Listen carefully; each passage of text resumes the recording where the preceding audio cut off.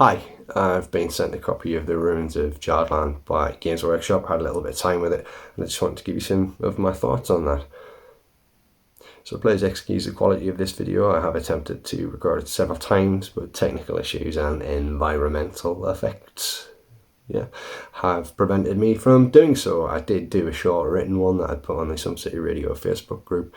I have since pulled that down because when I got back from SumpCon, I realised that missed a couple of bits and made a couple of errors, so I just wanted to address those. Right, okay, so we finally have the third instalment of the Uranthian Succession campaign, which follows the narrative of the ongoing struggle to fill the power vacuum since the assassination of Lord Helmar. Things have just got worse. The newly arisen head of House Aranthis, in his kind of colossal cyborg body, is wanting to claim the throne. Lady Hera has a reign comparable to Liz Truss, so if you are aware of British politics, you'll realise that that's less than the lifespan of a iceberg lettuce. I don't want to go over the law here because I think part of the fun of these books is discovering that, but needless to say, there's lots of cool stuff, cinematic moments and Easter eggs, and law-specific channels and podcasts such as Underhiver Law Keepers, highly recommended. Very good. I'm going to get a lot of content out of this, so I'll leave that to those guys.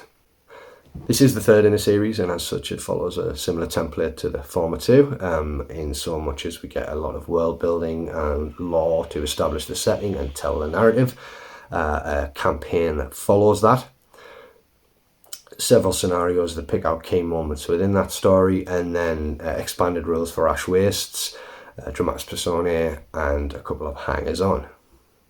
So as a disciple of the House of Vanar, the wait for our Ashe Wastes rule has been long and tortuous, sorry Delac. But now we finally have our own house-specific crew in the form of the Vanar Technica, a 45 credit crew, so on the more expensive side of crew. But for that extra cost, we do get the rather powerful +3 ballistic skill and access to shooting as a primary skill.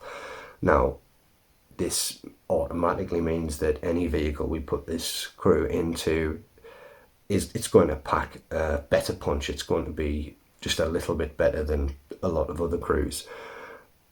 That's great for Vanar. I'm not sure how much ill will that's going to garner towards the house from other players and players of other houses, but as a Vanar player, obviously I'm happy with that. And next up is the changes to the Grav Cutter rules. Now, ever since Ashe Wastes drops, the community have been discussing why Grav Cutters aren't considered mounts. Some people wanted to be able to access further Neotech using the vehicle budget, which kind of makes sense, and they look and behave very similar to how mounts look and behave. I was a little concerned myself because Neotech are one of my favourite units. They added a much needed level of flexibility and speed to an otherwise quite slow and ponderous gang. But what Games Workshop have decided to do is kind of meet us in the middle. So with Neotech, within an Ashe Wastes campaign, they are classed as having the mounted trait. There are some caveats to that. Any scenario within an Ashe Wastes campaign that normally wouldn't allow you to take the mounted trait, they can just ignore that and take their boards anyway. So they are, for all intents and purposes, still Neotech, because the Neotech without the board is just a very expensive juve. They do gain all of the rules associated with mounted, but they do have some special rules to balance that out a little bit. So we get anti-grav stabilizers, which give us a +2 to initiative, which means that they can roll on being pinned and standing up with that +2 bonus, which is going to make things a little bit easier and mean that they want to spend a little bit more time on their feet than on their asses. They get the no hands rule because it's obviously their feet that are magnetically connected to the board, which means that they aren't restricted to 2 weapons while being mounted, which is nice. They are still obviously restricted to whatever weapons restriction that unit has. Secondly, they've introduced the Ashe Waste Cutter, which is visibly identical. Again, it is subject to all of the traits associated with mounted and still has those bonuses of the Neotech Grav Cutter. They do cost 65 credits a piece. They are available to your Prime, your Augmech and your Tech. So that's your leader, basic champion and ganger. So unfortunately, Archeo-Tech and Sub-Tech, so Specialist Champion and Juve, are left schlepping it on foot across the wastes. Otherwise, they're jumping onto a transport bed or some other form of locomotion that's available to them. 65 creds gets you an extra 2 inches movement on your base movement for the Ashe Waste Cutter. They obviously still benefit from the anti-grav stabilizers, the hands-free rule, and they are subject to a -1 penalty to cover on account of them being up in the air and harder to hide. So I think Games Workshop have managed to pull off quite a nice little balancing act, and as a really kind of welcome bonus, Neotech just operate as Neotech in any other campaign type. So they've left my babies alone, so I'm happy. Okay, so now the next Ashe Waste-based hardware developed by the STC is an unusual one. We don't get a house-specific vehicle. I mean, it's no surprise to anyone now. All of the previews have been out. We get the Arachnica Ashe Jumper, which is an Arachnorig variant. Now, this is a brute. The keyword is brute. The profile is a fighter profile. It doesn't need a crew. It's not subject to the vehicle mechanics when moving around the place. As such, it's not coming out of your vehicle budget, and it's going to take up almost a third of your gang budget. But now that grav cutters are available and that Neotech are considered mounted in those campaigns, you can kind of juggle your finances a little bit in order to fit one of these in. As an Arachnorig variant, it has an extremely similar stat line, with the change being that it gets a slightly improved initiative and 2 less attacks. Now the 2 less attacks are because the Ashe Jumper comes with permanently attached guns to 2 of the 4 servo arms.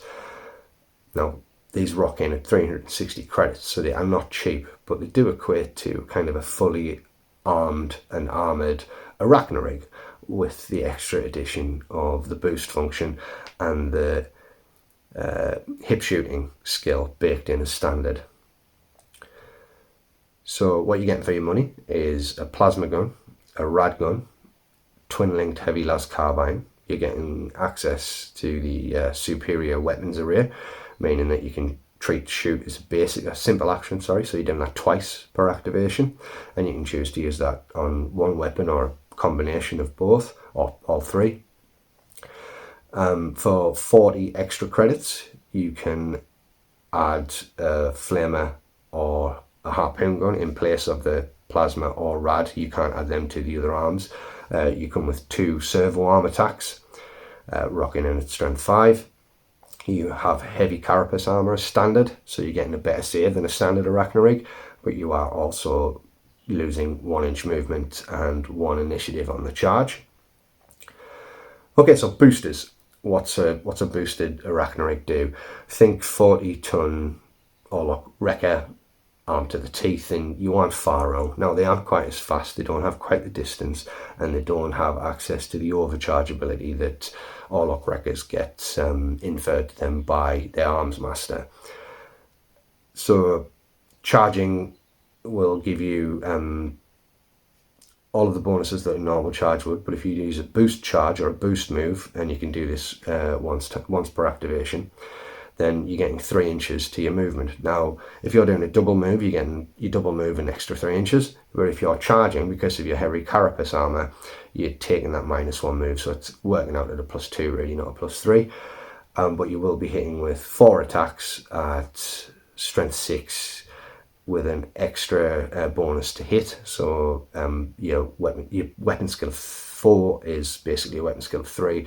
So yeah, 4 strength 6 attacks hitting on 3s is pretty solid, but I can see most people using these as they really seem to be designed, and that's is a mobile weapons platform that can get out of the way very fast if it needs to. I will be getting these because I think they look really cool. I wasn't too keen on the original Forge World one purely because I'd spent so much time developing my own style of Arachno rigs and settled by my third iteration. And at that point, the image of what I wanted an Arachno rig to be, it was cemented in my head, and there's no way that Games Workshop could have met that. But I really love how kind of agile and streamlined these guys look. I'm a big fan of the jet canopy style armour that slides over the pilot. But I know that a lot of people are going to be annoyed that it isn't a car or a jet bike or a hover skiff or whatever. A spider tank, I've heard a few people say it, because it was kind of mentioned in the Apocrypha that had a little bit of fluff about Van Saar's vehicle in there. But yeah, overall, I'm really happy with that. I'm looking forward to get one on the board and seeing how it actually works. Okay, so next up we have something that I think a lot of people thought was a bit of a glaring omission from the last book, where we got the Sanctionator pattern automata for Enforcers, but no crew or vehicle. Well, apparently emergency vehicle response times on Necromunda are very similar to here on Ancient Terror. That is to say, they get there after the crime has taken place, and in this instance, after law and order has completely crumbled. But they get a really cool vehicle anyway. So the Palanite Enforcer crew is the Palanite Ranger. They're rocking at 30 credits, so fairly affordable, and they have a very basic stat line, including Savant as a primary skill that they can access at creation. But obviously it's their ride through the waste. That's what people have really wanted to see. Except you won't. Unless they do a preview post, all you're going to see is the couple of illustrations that they've put up on the community post. They're the ones in the book. So it's kind of a 6-wheeled car with a roll cage, 2 wheels at the back, 2 wheels at the front, a cannon on the top. It's got like an open canopy cockpit. It looks like a souped up Ridge Runner. It's called the Tauros Vena, and I had no idea, but I've heard people in the community suggesting that this is kind of a reimagining of an Elysian drop troop transport, and they've shown images of the old resin one, and I have to admit that what you can see in the illustration certainly looks very similar. Lots of people are getting very excited about that, and personally I think even if it's resin, I will save up and get one, because I'll just retrofit it for my Van Saar, because it's quite a cool looking vehicle. Okay, so it has 1 weapon hardpoint, 2 body, 3 drive and 2 engine upgrade slots. It can be equipped with a twin-linked concussion cannon for 145 credits, or twin-linked heavy stubber for 155. Obviously it does have access to further weapons from the trading post later. It does benefit from the dedicated gunner trait, which we saw previously on the Orlok Outrider quad, meaning that it moves at its full 7-inch movement and then can still shoot, which should make it great for chasing down perps. 130 credits is standard. You'll probably only be rolling with 1 of these from your vehicle budget if you want to actually shoot anything, but it does look fast, flexible, and a welcome addition to the gang. The Ironheads Scalvian Explorer has obviously been previewed, so I don't need to tell you how big or badass it looks. It's a 60s sci-fi lunar industrial vehicle on tracks, and people have gone crazy over it already. As it's resin, my admiration may have to remain from a distance for quite a while, because I can't imagine it being cheap, but I hope to get one at some point. It's big, it's tough, and respectively pacey at 6 inches movement. It has 9, 8 and 7 hull points from front to rear arc. It comes with a claw. That means that any obstacles or flimsy structures that it crushes, basically it suffers no damage back, so it doesn't have to roll for that. It also comes with 2 transport beds that are on either side of the top of the vehicle, and they look to be able to carry between like 2 and 3 Ironheads on either side, or potentially a couple of exo drillers, which would be extremely lethal. You get 2 weapon hard points, and they can be used for either the Ironhead Flamer or Ironhead Heavy Stubber. The latter is giving you a 40-inch range, delivering strength 4, AP 1, rapid fire 3, because Ironheads. The addition of cargo loads mean that you can reap even more credits after a game if your explorer isn't destroyed, but also means that the opposing gang can gain credits if they do destroy it. So train heists are going to be a thing. It also serves as a way to add an extra visit to the trading post, with the addition of halving chem prices rounded up to the nearest 5, which is a really cool little mechanic. Okay, so hangers on and dramatis personae. We get the Claim Jumper rules in here. Now, we've seen the Claim Jumper, it's already out and people have it, and I've got it. It's a lovely model and it's a really powerful hanger on actually for the cost. The amount of equipment that you're getting with that guy is insane, but I won't go over it, it's been talked about. Next up we get Sibilant Servos the Infotech, who's a named Whisper Merchant, an 80 cred hanger-on who can force your opponent to reveal tactics cards or boost your favour in scenario selection, crew selection, receiving rewards, seeking rare or illegal equipment. However, if you use this skill a combination of 6 times, they'll consider their debt paid until you hire them again, but 80 credits is still quite a powerful hanger-on. Next up we have Aunga, House Agent, who may be petitioned by nomads or unaligned gangs during the Fall of Hellmark campaign. She's a fairly standard statline character, but with 3 wounds and a 3-inch versatile melee weapon with shock. She comes with a blast pistol and stalker knife, and she also comes with Infiltrate, Born to the Waste, and Stormwalker built in. This makes her faster and harder to see in her native environment. She also has an unnatural aura that fighters have to make a willpower check to perform a fight or charge action against her. It's even worse for exotic pets who simply can't make attacks that would harm her. They're totally negated. She's like a reptilian Dr. Dolittle. And that buzzard, the Grapplehawk, affectionately named Terra's Shadow, that had people not quite understanding the stat to size ratio using the Grapplehawk rules from the core rule book, and that's because this is no ordinary Grapplehawk, but rather a gigantic variant loyal to the Lady of Ashe. It's a constant companion. It has a longer leash than some pets, allowing it to stay within 9 inches of its owner. It's just a bird, yeah. Well, it's a really big one. It has 3 attacks at strength 5, damage 2, and AP minus 2. And if that's not bad enough, if it does hit, and it probably will at 3+ melee, it automatically triggers disarm, entangle, and knockback. So this is not your father's Grapplehawk. Now, the mini would make an amazing chieftain base mini, but with that pet, I can't imagine it's going to be cheap.